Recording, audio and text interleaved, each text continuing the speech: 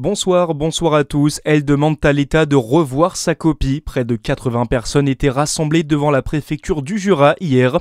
Elle dénonce la politique sanitaire menée sur la dermatose nodulaire contagieuse par l'État et donc l'abattage en masse des bovins pour freiner la propagation de l'infection.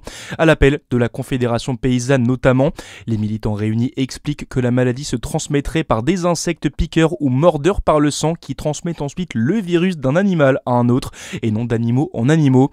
D'où la critique de l'abattage préventif de bovins. 10 blessés légers après un incendie à Besançon très tôt ce matin. Le feu a pris au premier étage d'un immeuble du quartier Planoise de la ville. 3 personnes ont été évacuées à l'aide de cagoules de sauvetage. 8 ont été transportées à l'hôpital Jean Minjose. Une trentaine de pompiers ont été mobilisés. 7 personnes vont être relogées par la mairie. C'est notre vitrine du savoir-faire régional, national et international. La foire gastronomique de Dijon se poursuit cette semaine.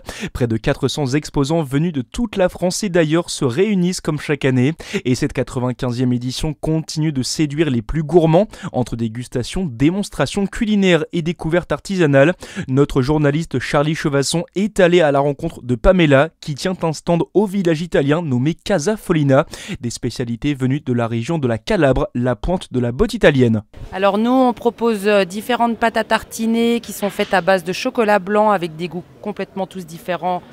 Et ensuite on a du miel qu'on propose à la bergamote, au citron, au chili. On avait à la truffe mais malheureusement fureur. Vous pouvez le manger ou sur du sucré comme sur du salé. J'ai proposé même sur des yaourts nature, du fromage blanc accompagné de ce petit miel. Et on a aussi 2 autres épices où on fait, ça sera plus pour accompagner les viandes ou le foie gras, des choses comme ça. La foire gastronomique se déroule jusqu'au 11 novembre, aujourd'hui encore, puis les 6 et 9 novembre entre 10h et 20h, et puis les 7, 8 et 10 novembre entre 10h et 22h en nocturne.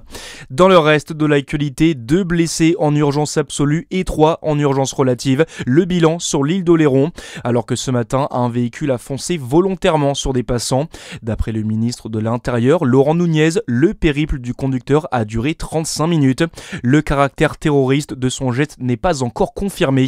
Le suspect était déjà connu pour des faits de droit commun et pour une forte consommation d'alcool et de drogue. Et puis on termine avec un mot de foot, c'est confirmé. L'AS Quetigny aura bien le privilège d'accueillir l'AS Saint-Etienne au stade Gaston Gérard de Dijon lors du 7e tour de la Coupe de France. Le club attend entre 4000 et 8000 spectateurs pour la rencontre.